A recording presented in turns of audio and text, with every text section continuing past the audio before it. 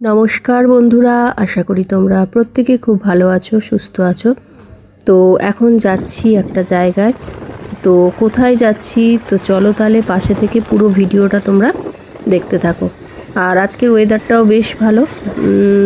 তো আমরা গিয়েছিলাম অবশ্য পরশুদিন, এটা পরশুদিনকার ভিডিও।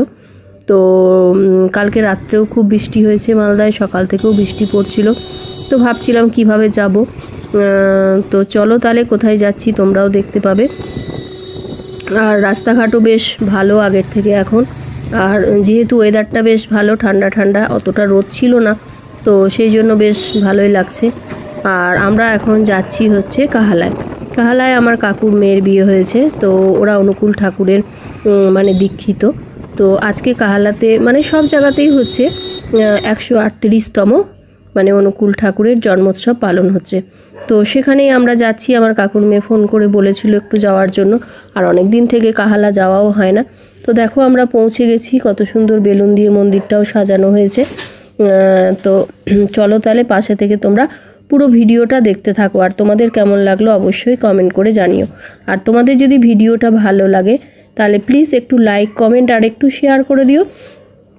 তো দেখো আমরা তো পৌঁছেই গেছি। এই যে আমার এই যে কাকুর মেয়ে, ও হচ্ছে অনুকূল ঠাকুরের, ওদের পরিবারের সবাই হচ্ছে অনুকূল ঠাকুরের দীক্ষিত।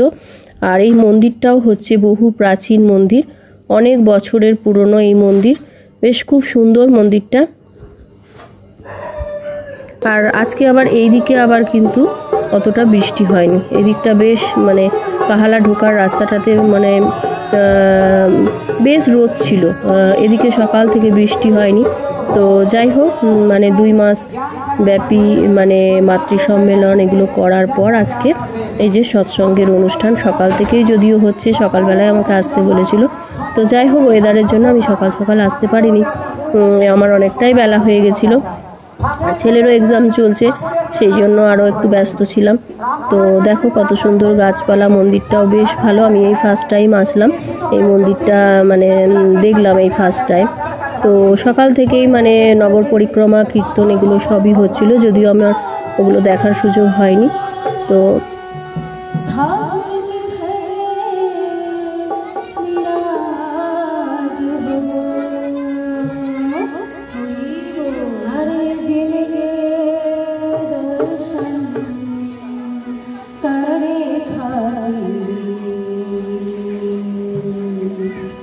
Bye.